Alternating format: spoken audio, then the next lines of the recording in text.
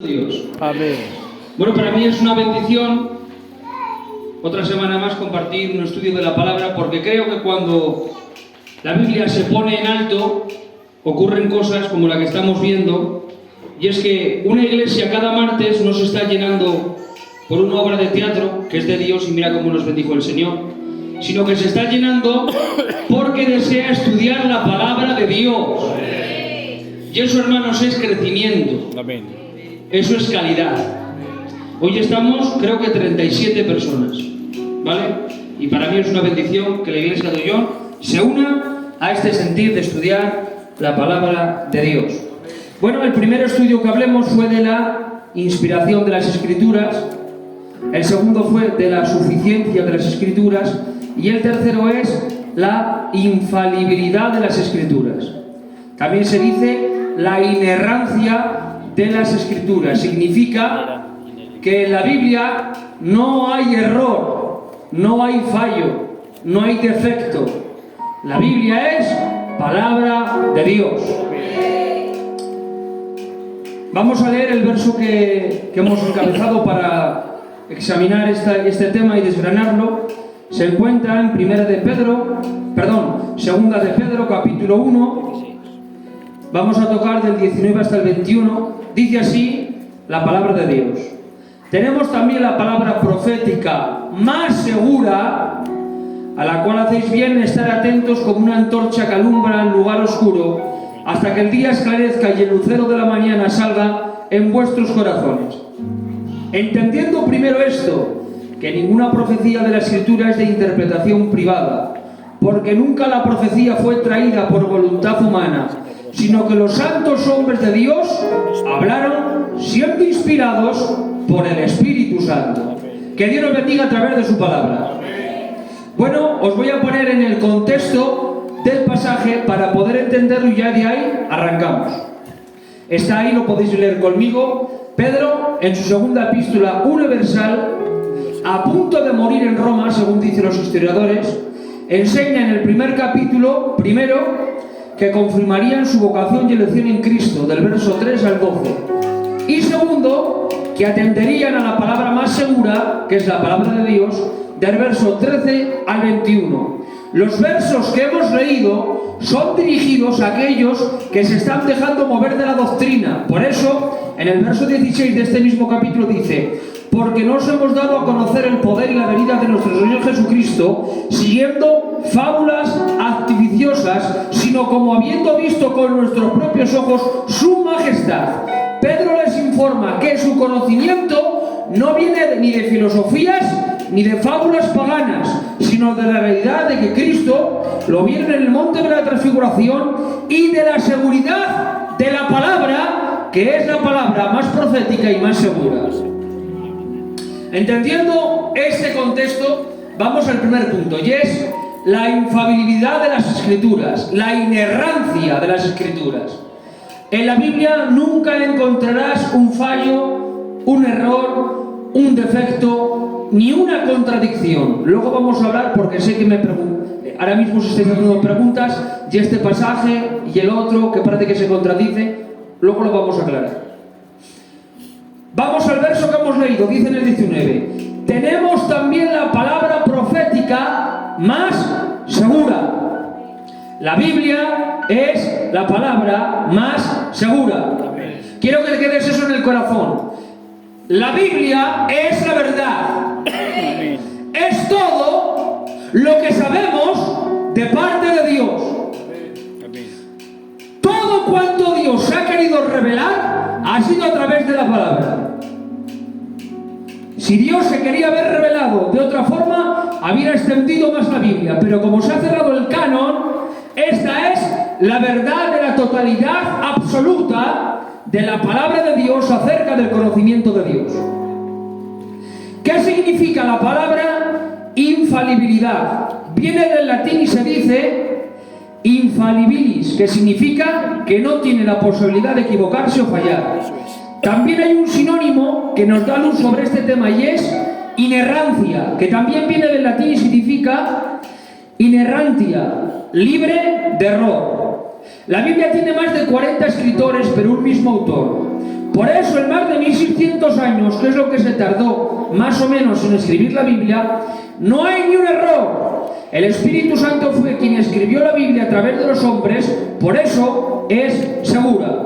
No porque los hombres serían sabios, porque de esos 1600 años había más de 40 autores y habría gente que escribió Sangar, como Lucas, que era médico.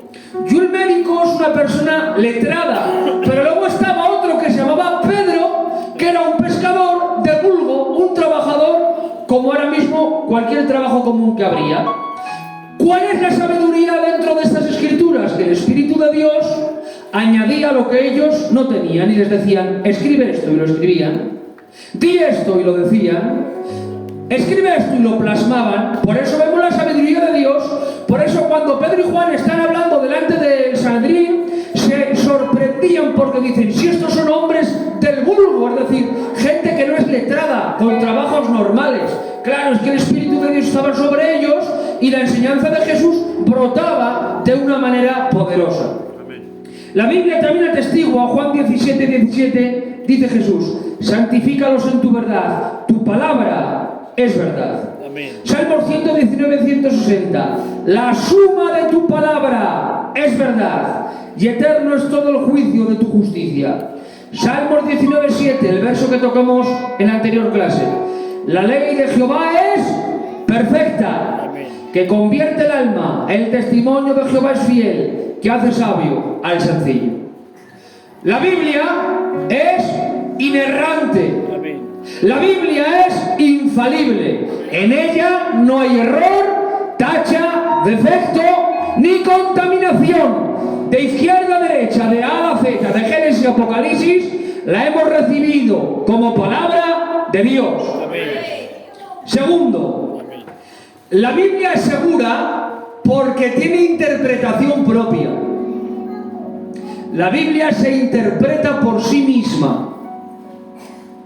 Dice en el verso que hemos leído, 20:21, entendiendo primero esto, que ninguna profecía de la Escritura es de interpretación privada, porque nunca la profecía fue traída por voluntad humana. Ahora explica el porqué. Sino que los santos hombres de Dios hablaron siendo inspirados por el Espíritu Santo. La Biblia no es de interpretación propia como hay otras religiones que tienen. Por ejemplo, los testigos de Jehová tienen la Biblia y tienen su atalaya y la interpretan. Bueno, nosotros no podemos tener un libro de interpretación. Podemos buscar en comentaristas y en hombres que saben y preguntar, pero la Biblia tiene interpretación propia y tenemos que aceptarla tal y como la dice. Este mismo verso en otra traducción dice, pero antes que nada deben saber que ninguna enseñanza de la Biblia se puede explicar como uno quisiera. Atención a esto. La inspiración es de Dios al hombre. El Espíritu Santo soplaba en el hombre, le enseñaba lo que tenía que escribir y escribía.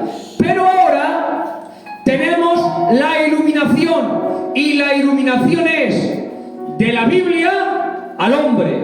Número 1, la inspiración es de Dios al hombre y escribía. La iluminación es de la Biblia al hombre y le enseña la palabra. ¿Me he explicado? La inspiración bíblica concluyó con el libro de Apocalipsis y ahí se cerró el canon. Esa fue toda la inspiración de Dios en la Biblia, en el canon bíblico. Y ya jamás va a haber una inspiración bíblica. Pero la iluminación bíblica sigue para que al leer la Biblia podamos entender, crecer y ser más como Jesús. Iluminación también viene del latín y se escribe illuminatio, que significa acción y efecto de llenar de luz. Por eso hay versos que lo hablan, dice en el Salmo 119:130, la exposición de tus palabras alumbra, hace entender a los simples. Salmo 119:105, lámpara es a mis pies tu palabra y lumbrera en mi camino. Salmos 19:8, los mandamientos de Jehová son rectos que alegran el corazón. El precepto de Jehová es puro, que alumbra los Biblia, el Espíritu Santo nos ilumina para que podamos entender versos que no entendemos. Hermanos, quiero deciros que al principio, cuando tú te dispones como creyente novel, como el inicio del cristiano, cuando tú te dispones a leer la Biblia para ti está a oscuras y no puedes ver y por eso no entiendes.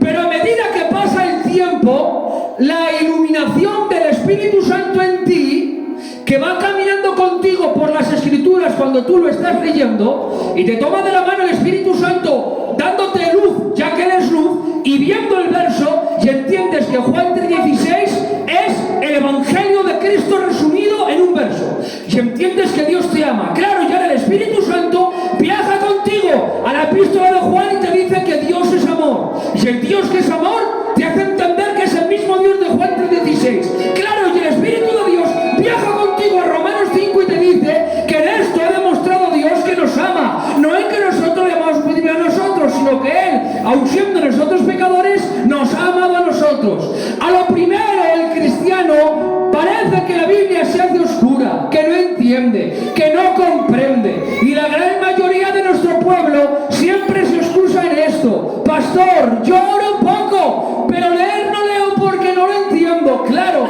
es que no le has permitido que pase la iluminación del Espíritu Santo en ti, alumbrándote el camino hasta que encuentres la luz de la palabra, porque la palabra para ti, mediante la luz del Espíritu, es lámparas a mis pies tu palabra y lumbrera en mi camino. ¿Qué camino? El caminar cristiano. ¿Qué camino? La vida espiritual. ¿Qué camino? La lectura de la Biblia. Si yo abro la Biblia y leo Mateo 1, que habla de la descendencia, que Abraham engendró a Isaac, Isaac engendró a Jacob, luego voy a los evangelios y por primera vez leo que dice Judas vendió a Cristo, y vas tú diciendo, ¿qué me quiere decir la Biblia? Claro, es que no le estás dejando al Espíritu de Dios obrar en ti, porque la Biblia no se lee como la ruleta diciendo, a ver lo que Dios me habla. ¡Ah! Hipócrita, arrepiéntete, hoy Dios no me ha hablado. Claro, es que la Biblia no se lee como ruleta. La Biblia se empieza del Génesis y se acaba en el Apocalipsis,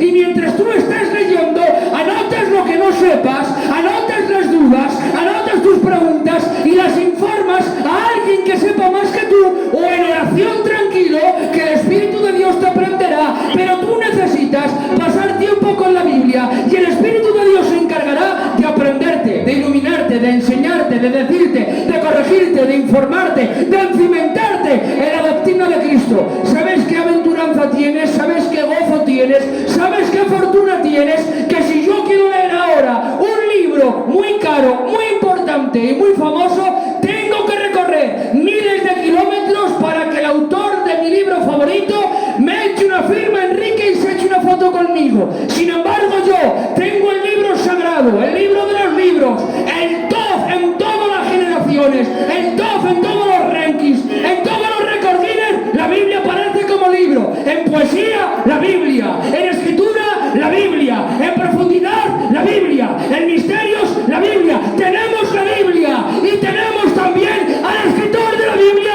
dentro de nosotros, y cuando leemos está a nuestro lado y te dice, esto siento yo por ti, Juan 3:16, esto tengo yo contigo, Salmo 138. ¡Oh! ¡Qué alegría! Por eso dice la palabra, Juan 14:26, mas el Consolador, el Espíritu Santo, a quien el Padre enviará en mi nombre, Él os enseñará todas las cosas, y os recordará todo lo que yo os he dicho.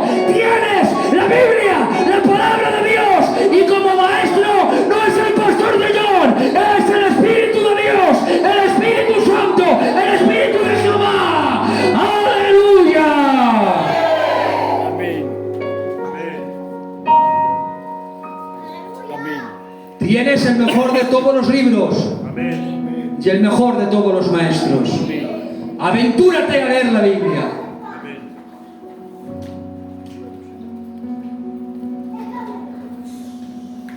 Número 1, la Biblia es inerrante, no tiene fallo. Número 2, esperad que se me ha olvidado.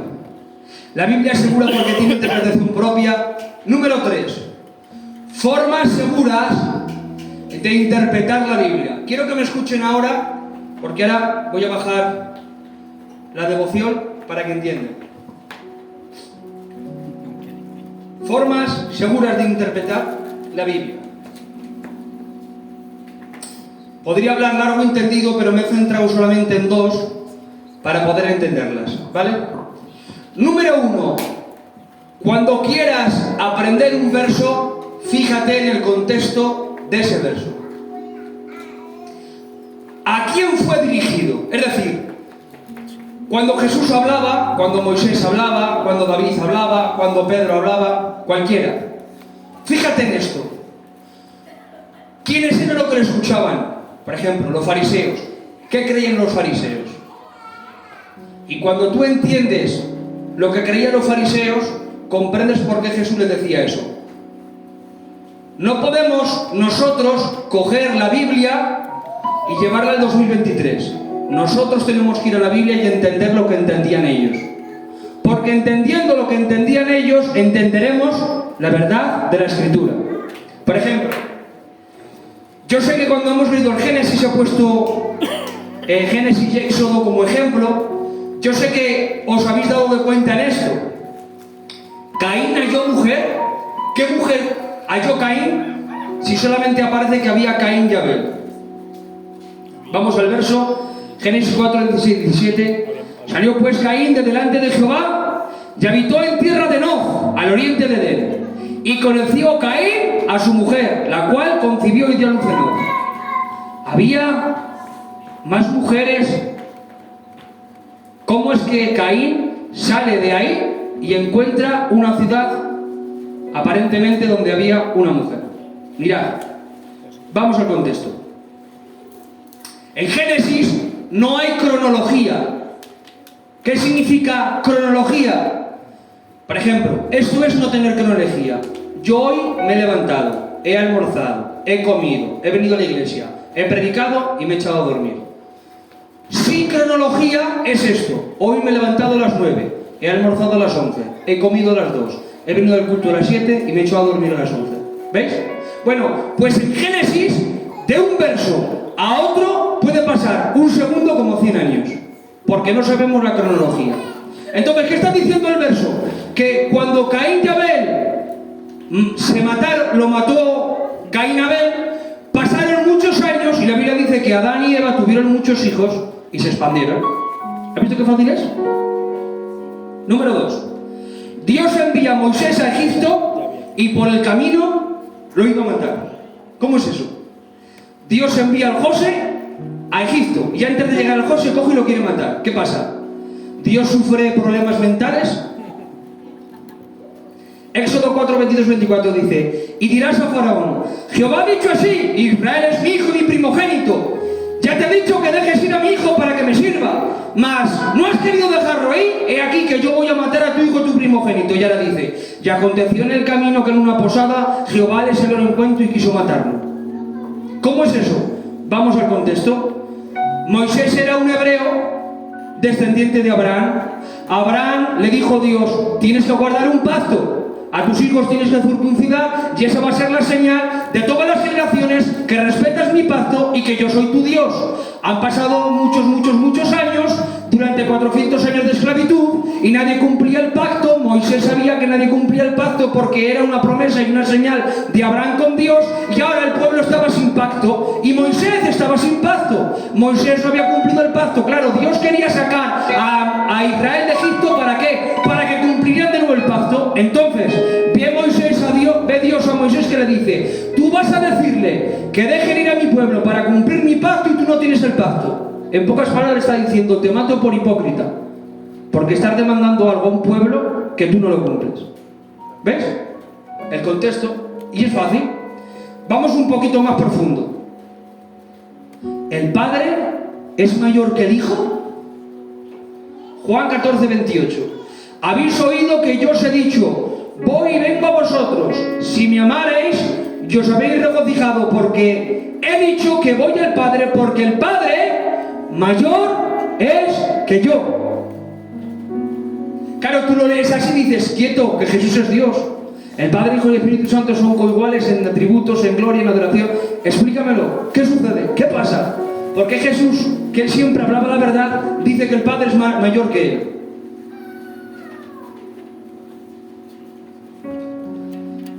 Vamos al contexto y tenemos que entender lo que la Biblia enseña.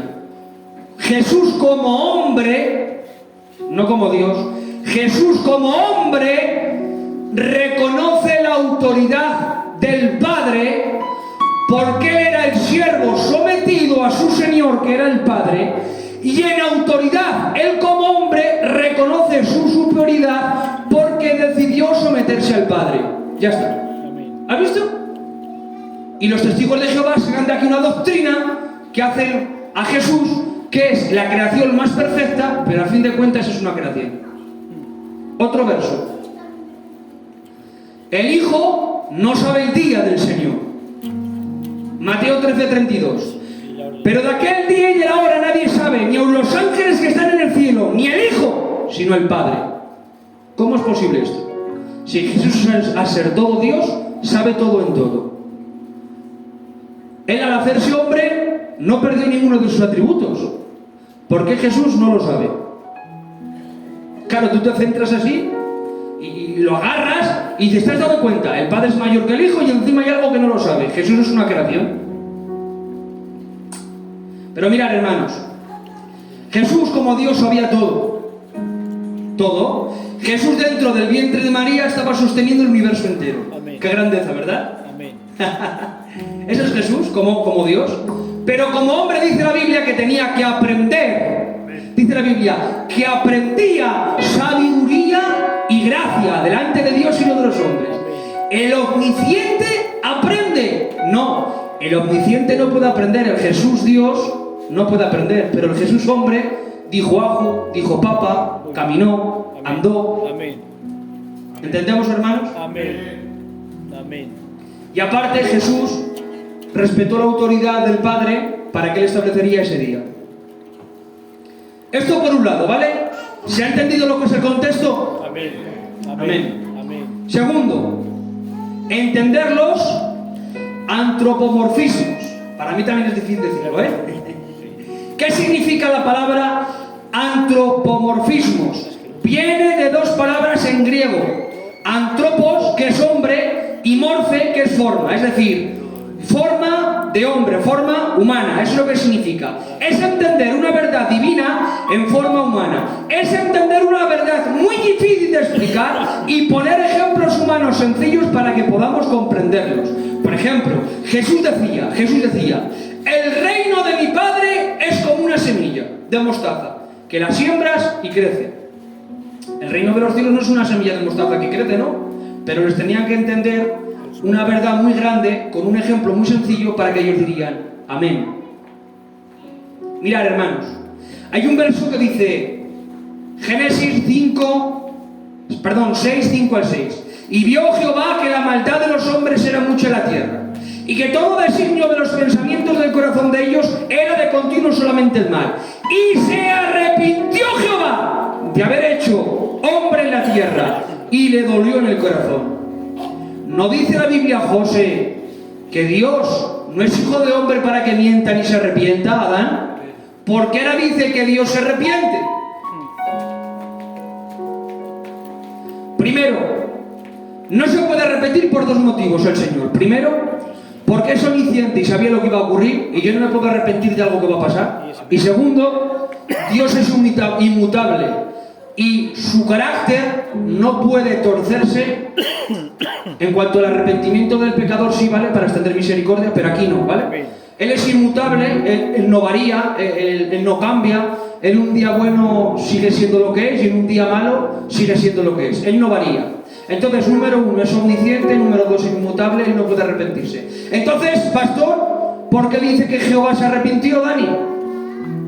Lo que está diciendo es, le dolió el pecado del hombre tanto que pone una palabra que es para nosotros muy alta como el arrepentimiento para que entendamos nosotros el dolor de su corazón. Amén. En verdad no es Jehová se arrepintió, sino Jehová se dolió. Amén. Se dolió en su corazón de haber hecho lo mismo. Número 2. Génesis 11:5. Y descendió Jehová para ver la ciudad y la torre de Babel que edificaban los hijos de los hombres. Pregunto y contéstenme. ¿Dios es omnipresente y está en todos los lados? Amén. ¿Por qué dice descendió? Si Él está en todos los lados y todo lo llena en todo, porque dice la Biblia que en Él vivimos, en Él nos movemos y en Él somos. Él no está fuera del universo y creó el universo. El universo entero está dentro de Él. Significa que si Él se pone una chaqueta, si el universo se pone una chaqueta, no solamente se la pone, la rompe porque lo desborda. Amén. ¿Cómo dice que descendió? Sencillamente, esto es un antropomorfismo, es que Dios se fijó en lo que estaban haciendo en la Torre de Babel. Ya está. Amén. Tercero, otro ejemplo y ya concluimos. Dios no los conocía. Mateo 7:23. Y entonces le declarará: nunca os conocí, apartaos de mí, hacedores de maldad. ¿Cómo que Dios no conoce a la gente? Aunque sea el más vil de todos los pecadores. Por ejemplo, un ejemplo que todos conocemos. ¿Quién no conoce de aquí a Hitler? En persona no, pero todos hemos oído hablar de él, lo que pasó y lo que hizo, ¿no? Sí. ¿Crees que Dios no conocía a Hitler? Sí. Entonces, ¿por qué dice: apártate de mí, que nunca te conocí? El omnisciente Dios, que todo lo sabe,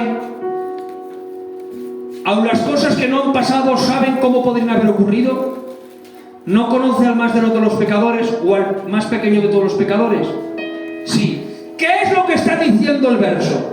El verso no está diciendo que haya personas que conoce y ya no conoce, porque Dios conoce todo de todos.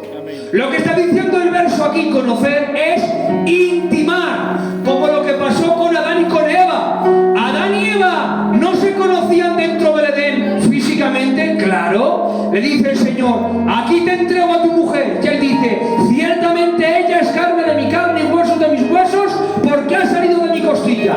¿Se conocían, sí o no? Sí, pero dice la Biblia que cuando salieron, tuvieron a sus pequeños, y dice la Biblia: y Adán conoció a Eva.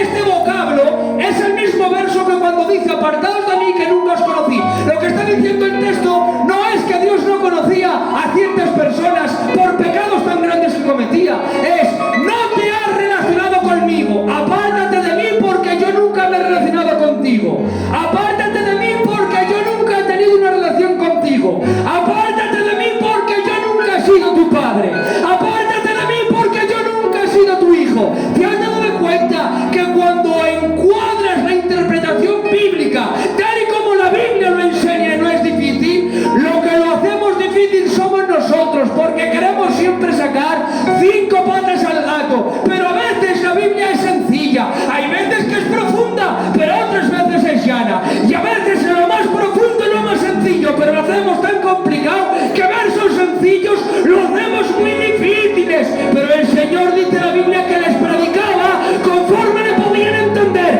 ¿Habrá alguien más grande que Jesús en la teología, más grande en la doctrina, más grande en las epístolas, en los misterios, en el evangelio, en el amor, en la justicia de su Padre? Pero él era tan sencillo que lo difícil, lo complicado, lo imposible lo hacía fácil, de tal manera que gente del vulgo, aldeanos, granjeros, gente que se dedicaba a cuidar al ganado, gente que se dedicaba a sembrar trigo, lo entendía el más letrado y el que más de vulgo era, el primero de la fila y el último de la fila, porque el evangelio no es difícil, la Biblia no es difícil, es dedicar tiempo a todo lo que tú quieras. Si le dedicas tiempo, te lo aseguro, creces, te desarrollas, avanzas, conquista. Por eso, Iglesia Mollón, pasión por las Escrituras, pasión por la Biblia, gloria a su nombre.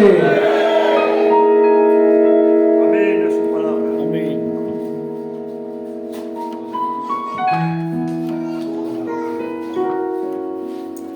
Eres bueno. Amén. Gloria a Dios. Amén.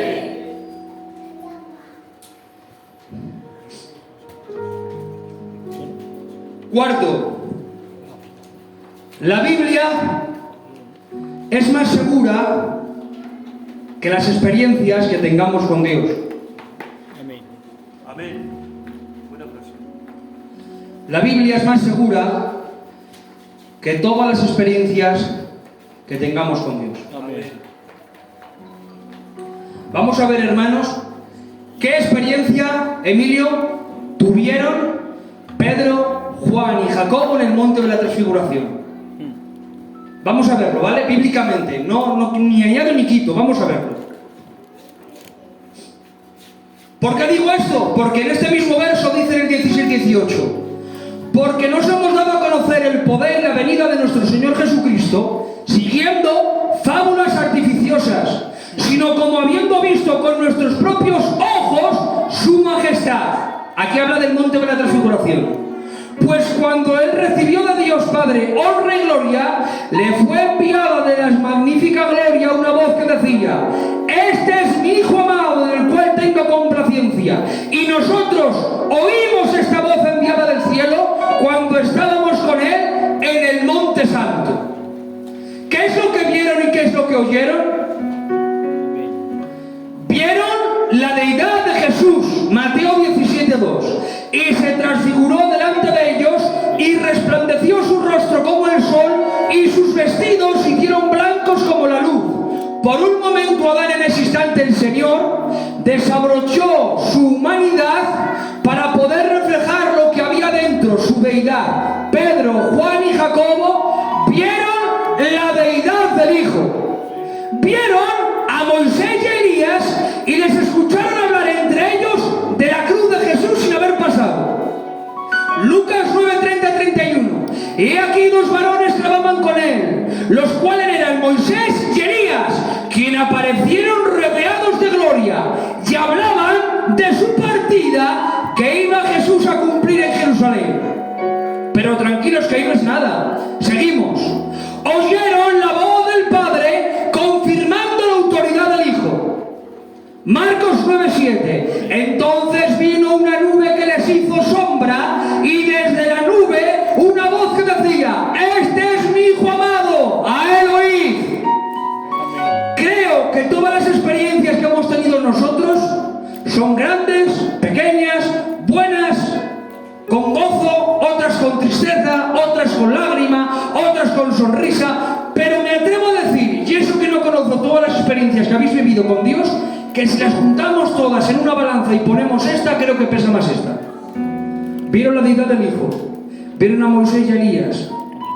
Moisés representa la ley y Elías los profetas. Resplandor de gloria sobre Elías y Moisés. Escucharon la partida de Jesús sin que hubiera pasado, y encima viene el Padre con una nube en gloria y escucha la voz autoritativa del Padre. Ahí no es nada. Ya ahora claro, dices tú, bueno, pues Pedro en la epístola va a decir: esto es el cimiento, esto es el cimiento del Evangelio, tener una experiencia así. Ahora dice, segunda de Pedro 1:19, pero tenemos también la palabra profética más segura, a la cual hacéis bien en estar atentos como una antorcha que alumbra el lugar oscuro, hasta que el día esclarezca y el lucero de la mañana salga en vuestros corazones. Pero Pedro, que has escuchado la voz del Padre, que has visto la deidad del Hijo, que has visto el que representa la ley, que es Moisés, y el que representa a los profetas, que es Elías, ¿habrá algo más seguro que eso? ¿Habrá algo con más autoridad que eso? ¿Habrá algo más perfecto que eso? Y ahora dice, sí, la palabra de Dios, la profecía más segura. Y ahora, claro, yo me pongo a pensar, ¿por qué ocurre esto? Estos versos no pelean entre sí diciendo que es mejor la experiencia de la transfiguración de Jesús o el mensaje de los profetas acerca de Jesús.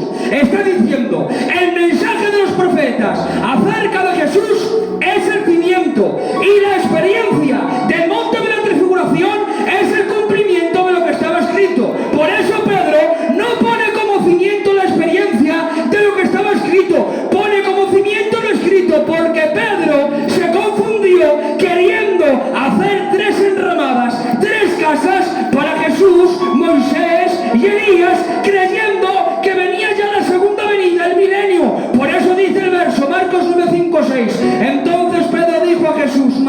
diciendo, bueno es para nosotros que estamos aquí, llevamos 3 enramadas, una para ti, otra para Moisés y otra para Elías. Y ahora dice el Espíritu Santo, y no sabía lo que hablaba, pues estaban espantados, porque una experiencia, por muy de Dios que sea, de tal manera que hemos dicho que escuchó la voz del Padre, que vio la deidad del Hijo, que vio al representante de la ley Moisés, del representante de los profetas Elías, aunque una experiencia, por muy de Dios que sea, te puede confundir no por la experiencia, sino por tus ideales, porque tus pensamientos no son inerrantes, tu mente no es infalible, tu mente se puede equivocar, y en una experiencia de Dios, por muy de Dios que sea, dices, bueno es hacer 3 enramadas, una para ti, otra para Moisés y otra para Elías. No le estaba estableciendo el milenio y ellos creían que el milenio venía,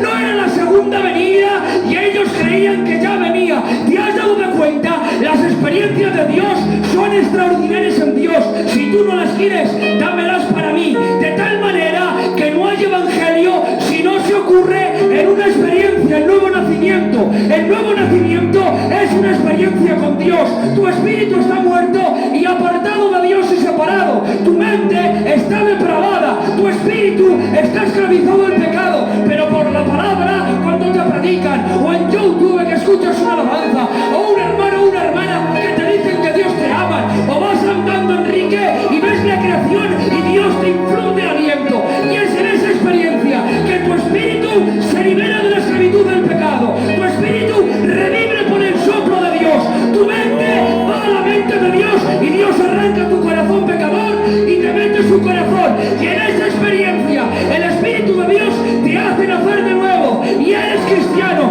Claro, no podemos desechar las experiencias, porque si no hay la experiencia del nuevo nacimiento, no hay cristianismo, no hay evangelio y no hay nada. Pero esas experiencias no podemos ponerlas como cimiento, porque si pones como cimiento las experiencias, cuando no sientas el amor de Dios, creerás que Dios te ha dejado de amar. Cuando no recibas peticiones de parte de Dios, creerás que Dios te ha dejado de escuchar. Cuando nadie te profetice, creerás que Dios no te ha quitado el habla y que no quiere hablarte. Pero si pones como cimiento la palabra más segura, estés bien o estés mal, estés fuerte, estés débil, tengas ganas o no, creerás que Dios está contigo, que Dios es tu Padre, que Dios es tu amigo, que te vas con él al cielo, que ocurra lo que ocurra aquí, tu vida está aquí. ¡Amaya, Gobasaya! ¡Dígame! La Biblia dice que un joven profeta, por voz de Dios, dice la Biblia que dice, ve y profetiza contra Jeroboam en todo lo que está haciendo. Y la Biblia dice que va donde le dice, Jeroboam, estás en pecado y Dios está enfadado en contra de ti. Y la Biblia dice, para que veas que es voz de Dios, este altar se romperá. Y se rompe. Y ahora Jehová dice, prenderle. Y cuando dice prenderle, como el profeta joven recibió mandamiento de Dios, la mano se le quedó prendada, seca. Así lo dice la Biblia. Date de cuenta. Va a reprenderle y se queda la voz seca. De tal manera el rey se ve en esa condición que dice, ora por mí. El que decía matadle, ahora dice ora por mí. Ora por él y el Señor lo sana. Impresionante. Estaba bajo el mandamiento de Dios y fue resultado y hubo bendición. Pero ahora dice la Biblia que el Señor le dice, no dejes camino por sendero y por donde has venido no vayas. Si vienes por el norte, vete por el sur y no te quedes ni te detengas en ninguna casa. Pero ahora dice la Biblia que un profeta viejo se entera de lo que ha ocurrido con Jeroboam y va y le detiene y le dice, profeta joven, espérame, ven aquí, entra a mi casa, come conmigo. ¿Qué le dice el profeta joven? Le dice, he recibido mandamiento de Dios, yo no puedo hacer caso a lo que me digas, tengo un mandamiento, profetizo y me voy para mi casa. Y le dice el profeta viejo mintiéndole, yo también soy profeta como tú, ven a mi mesa y come, porque Dios me ha dicho que descansa el profeta y el ungido. Y ahora dice la Biblia que haciendo caso más al profeta viejo que al mandamiento de Dios, la Biblia dice que entra, come y dice que mientras está comiendo Dios toma al profeta viejo, porque de Dios no se ríe nadie. Al pastor se la puedes dar, a la engañar. A la hermana del banco le puedes fingir que estás bien, pero de Dios no se ríe nadie. Y la Biblia dice que ahora toma al profeta viejo y le mira por profecía un juicio de Dios y le dice: ciertamente por el camino morirás, porque no me has obedecido. Y dice la Biblia que se va, y cuando se va, un león aparece y la Biblia dice que lo mata. Esta es la aplicación, iglesia, esta es la aplicación. El profeta joven hizo más caso a la experiencia de la profecía del profeta viejo que al mandamiento que tenía de Dios. ¿Te has dado de cuenta? La experiencia con Dios es extraordinaria. Hubo un avivamiento, un rey que se arrepintió, un altar de demonios que se rompió, una sanidad de la mano seca, todo en el mandamiento de Dios. Pero cuando hizo caso más a la experiencia almática de su corazón, a la experiencia de sus sentimientos, que hizo más caso al profeta viejo que a Dios, hubo ruina. Iglesia de John, yo amo las experiencias, yo amo pasar tiempo con Dios, yo amo escuchar los susurros de Dios en la noche que me dice: levántate y llora por John. Yo amo escuchar una profecía que Dios me dice: mete a la iglesia en el estudio, mete a la iglesia en la oración, mete a la iglesia en el ayuno, vete donde la Dani y dile esto, vete donde el Alfonso y dile esto, vete donde la Sara y dile esto, vete donde la Tony y dile esto. Yo amo eso de todo corazón y me desvivo para que el Espíritu de Dios fluya en su iglesia. Pero yo no puedo hacer eso. Mi cimiento está en la palabra, mi cimiento está tiempo en el Evangelio, pasar tiempo en Mateo, en Marcos, en Lucas, en Juan, escritores que no conozco de nada, pero que me han infundido más personalidad, más carácter, más autoridad, más valores y más moral que mi propio padre desde que nací. Mi padre lleva conmigo 33 años, yo llevo con este libro 14. Este libro me ha infundido más autoridad, más respeto y no ha cambiado más que los consejos de mi padre. ¿Qué te parece? En este libro he puesto toda mi vida, he puesto a mi mujer, he puesto a mis hijas, he puesto mi fianza, he puesto desde que nazca hasta que muera, desde el primer aliento hasta el último.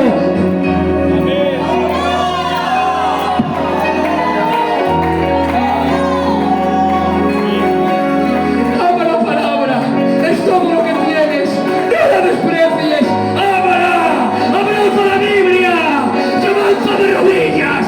Esto es evangelio. Si te han predicado otro evangelio, te han engañado. El evangelio no es el evangelio del Burger King, ni el evangelio de las obras de teatro, ni el evangelio de la pefernalia religiosa. El evangelio es pasar tiempo con Dios en oración, pasar tiempo con la Biblia, que brote de tus entrañas, que cuando oyes Jesús no sientes mariposas revoloteando, sientas un universo entero dentro de ti, galaxias y planetas que recorren cada rincón de tu alma. ¡Oh! El evangelio es vida, el evangelio es pasión, el evangelio es fuego, el evangelio es amor. Yo amo la palabra de Dios. Gloria a tu nombre. Qué bien. Amén. A ti la gloria, Madre. Con este libro Te amo, Jesús. me voy a la fin del mundo. Amén. Sin él no doy un paso. Te veramos. Te adoro. Ámalo, ámalo, respétalo con todo tu corazón. Cierra tus ojos unos instantes. Te adora mi alma, Jesús. Jesús dijo: mis palabras son espíritu y vida. Sí, porque tú sabes. La Biblia dice que la palabra es como una espada de doble filo, que está viva y eficaz. Deja que el Espíritu Santo ahora, a través de la palabra, te dé vida dentro de tu corazón. Te amo, Jesús. Amén. Si no lees la Biblia, empieza a pedir perdón. Te amo, Jesús. Arrepiéntete de tus pecados, pídele perdón. No leer la Biblia es un pecado, porque le estás diciendo a Dios: puedo vivir tu evangelio sin tu libro, puedo vivir el evangelio sin tus consejos. Adoro tu gracia. El no querer la Biblia, leerla, Oh Dios. es decir a Dios: soy autosuficiente, Te adora mi vida. soy autodependiente, no dependo de ti, no me haces falta. Si no lees sus consejos ni pones atención a la palabra, le estás diciendo, no me importan tus consejos, puedo vivir sin tus consejos el Evangelio.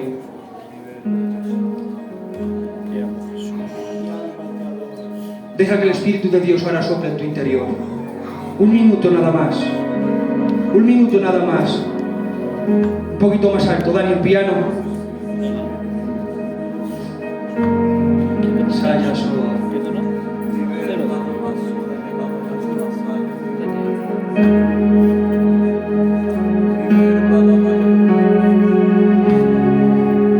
¿Cuál es el bajo?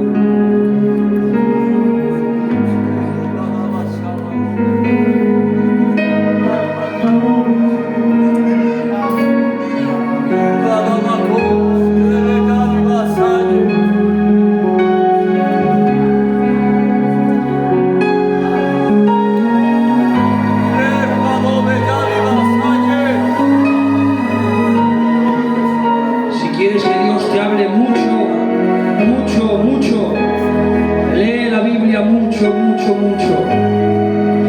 Si necesitas una palabra de Dios, acude a la Biblia. Si necesitas escuchar la voz de Dios, acude a la Biblia.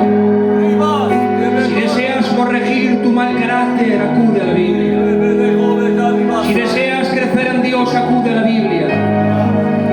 Si deseas que Dios cumpla tus propósitos, sus planes, acude a la Biblia. Un pueblo que respeta la Biblia es un pueblo con propósito, un pueblo bendecido. Un pueblo que no acude a la Biblia es un pueblo sin conocimiento. Dará golpes sin sentido, dará golpes al aire. Pero hoy decimos que queremos dar golpes certeros, golpes con propósito, golpes con diana, golpes con objetivo. No queremos correr como la aventura ni golpear al aire. ¡Saya soa! Comprométete con Dios a leer su palabra.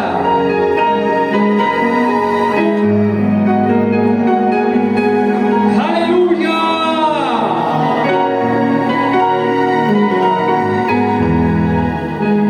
Sabaya soa.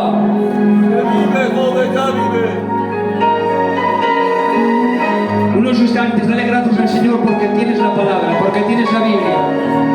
Dale gracias porque tienes la Biblia y la puedes leer. Dale gracias al Señor. En otras naciones, por tener una Biblia en casa, los meten presos a toda la familia, porque el mensaje del Evangelio está prohibido en esa nación. Pero tú no tienes esa complicidad, tú no tienes ese problema. Tú puedes leer la Biblia abiertamente. Lee la Biblia. Descárgate una aplicación donde la Biblia te hable, donde sea la Biblia hablada, no importa. Lo importante es que la Biblia entre en tu vida. Gracias, Señor. Saya soa.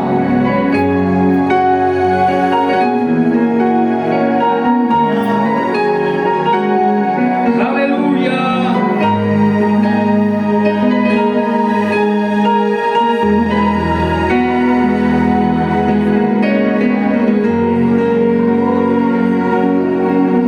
Aleluya.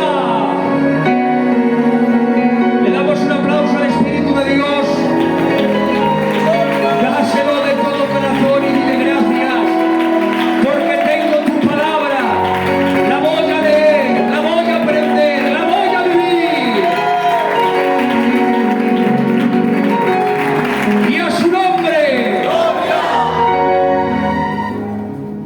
Y adora mi alma. Amén. Bueno, pues hasta aquí, ¿vale? Acordaros, número 1, la Biblia no tiene errores. Número 2, la Biblia se interpreta sola. Número 3, formas seguras de interpretar la Biblia. Número 4, las experiencias de Dios son buenas, pero no es tu cimiento. Tu cimiento es La palabra. la palabra de Dios. Amén. Amén. Dios os bendiga por esa bendición que tenéis a la hora de escuchar la palabra de Dios. ¿Sabéis una cosa? No es un piropo ni nada por el estilo, ¿vale? Es una realidad. A mí me encantan las iglesias que sean fervientes. Me encantan, Alfonso. Que diga, Dios está contigo, ¡amén! Pero más me gustan las iglesias que saben comer la Biblia y decir amén cuando hay que decir amén. Porque a veces yo he escuchado decir cosas que no son bíblicas, ya han dicho toda la iglesia, ¡amén! Y Dios les ha mirado diciendo, 46 años de evangelio, ¿no sabéis que eso no es así?